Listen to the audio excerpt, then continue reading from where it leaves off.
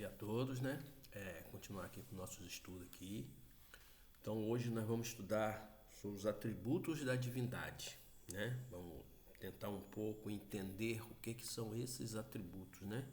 Então, como de costume, nossa oração, nossa prece, né? Para que nós possamos se conectar, como eu disse, com a espiritualidade, que toda vez, qualquer trabalho espiritual, em qualquer local, qualquer coisa para fazer, tem que se ter uma oração, uma prece para que se haja essa conexão com a espiritualidade.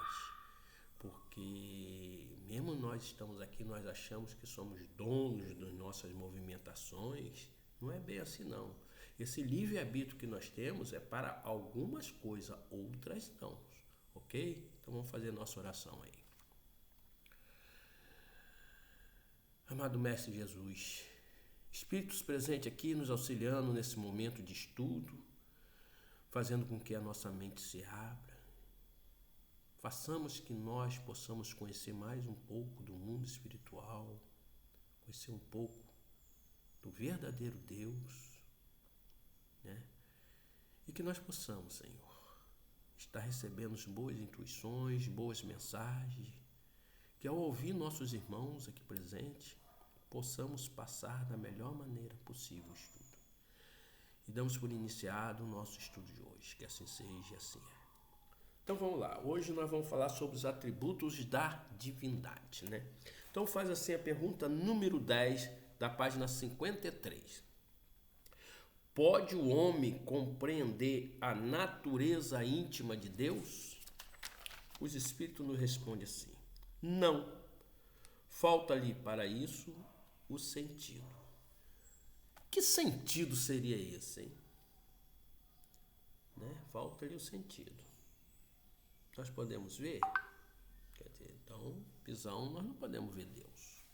Para a gente ver Deus, né? Muitas vezes a gente vê Deus no nosso semelhante, na outra pessoa, no animal, na natureza, né? Mas ver Deus mesmo, a essência dele, nós não conseguimos ver, né? Então, a espiritualidade, os nossos irmãos espirituais, falta-nos sentido, falta alguma coisa a mais.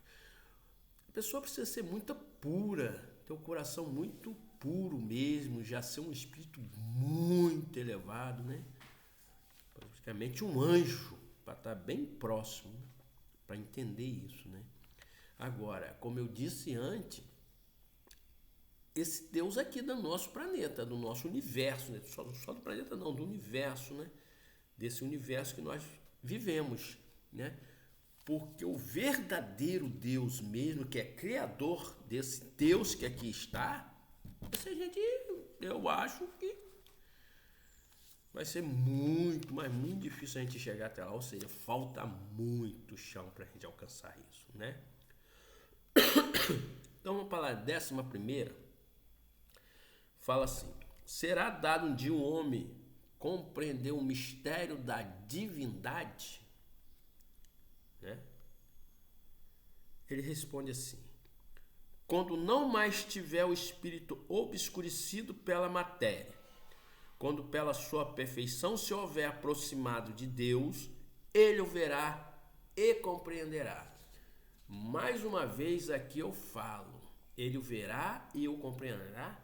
Esse Deus que está aqui no nosso universo, que é um ser, que é um espírito, que esse Deus que está aqui no nosso universo não é o verdadeiro Deus que criou todos os universos, né? Porque não existe só esse universo.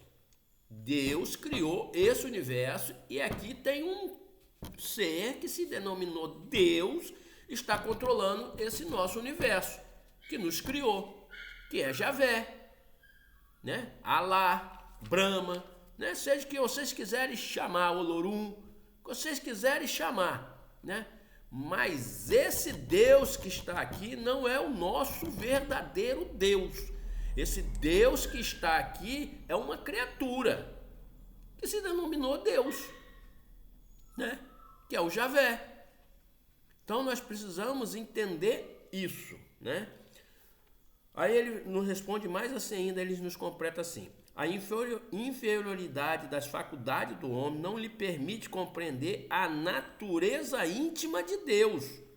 Na infância da humanidade, o homem o confunde muitas vezes com a criatura, cujas imperfeições lhe atribui. Mas à medida que nele se desenvolve o senso moral, seus pensamentos penetram melhor no âmago das coisas. Então faz ideias mais justas da divindade, e ainda que sempre incompleta, mas conforme a sã razão. Então, a gente confunde, né, o verdadeiro Deus, né, com a criatura que está aqui. Então nós estamos confundindo o verdadeiro Deus com Javé. Javé não é o Deus que construiu todos os universos. Ele é Javé que está aqui junto com Jesus, construiu este universo. Porém, ele não é o verdadeiro Deus, né? Então, as pessoas confundem muito isso. Então, é por isso que nos falta o sentido, nos falta os conhecimentos, nos faltam as palavras, porque esse estudo desse livro aqui, né? Ele para você ver, desde 1850 e alguma coisa, ainda se discute como se discute ainda a Bíblia, né? Porque cada vez que vai passando, cada década, né? Cada século, vai vindo espíritos, né? Com pensamentos mais abertos, melhorados. Por exemplo, agora mesmo vão vir crianças, já estão vindo, né? Crianças com outro tipo de mente, né? Com outra percepção de Deus, com outra percepção da vida. Crianças que vão vir para cá para poder ajudar o planeta a evoluir, né?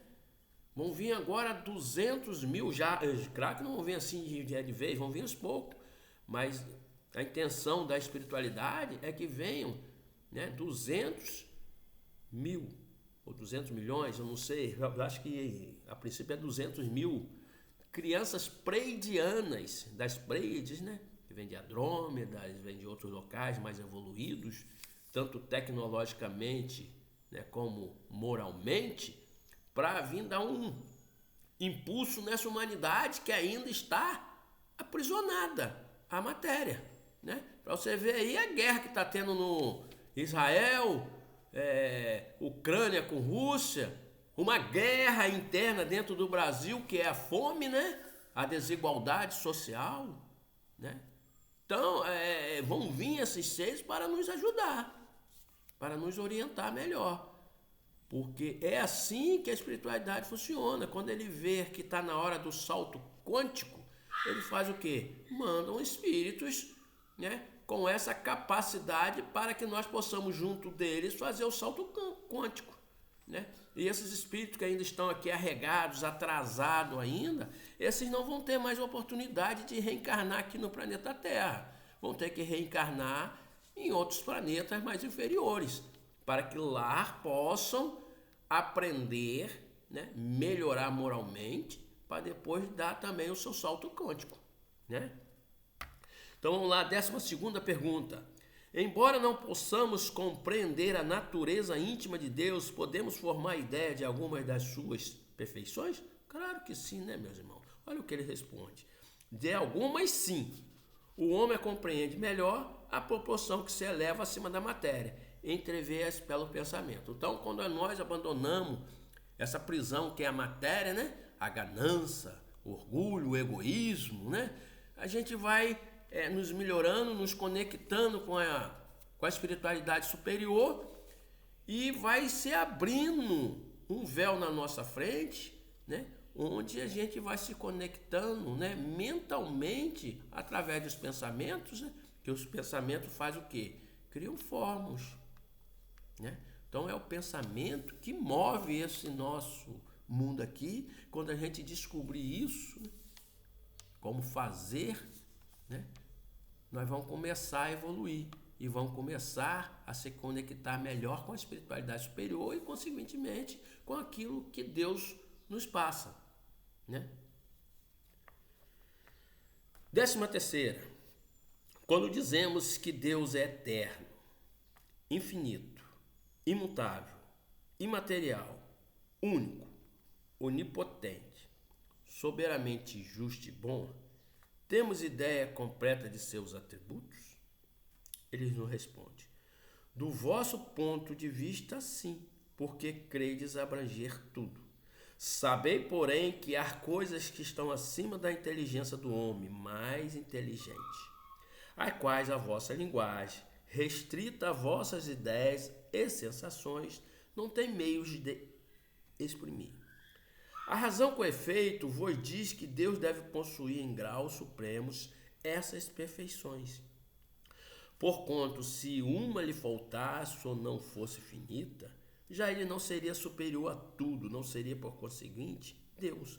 Para estar acima de todas as coisas, Deus tem que se achar isento de qualquer vicissitude e de qualquer das imperfeições que as imaginações possa conceber. Meus irmãos, preste atenção nessa resposta, né? Deus está acima das imperfeições que nós possamos cometer. Então, como esse Deus que aqui está, nesse universo que nos criou, pode ser Deus se ele cometeu erro? Erro? Como assim? Ué, vai lá na Bíblia, lê lá. Fazendo guerra entre os homens, né? Mandando matar. Eu vos lhes darei em vossa mão para você conquistar isso. Ele falou isso para Abraão,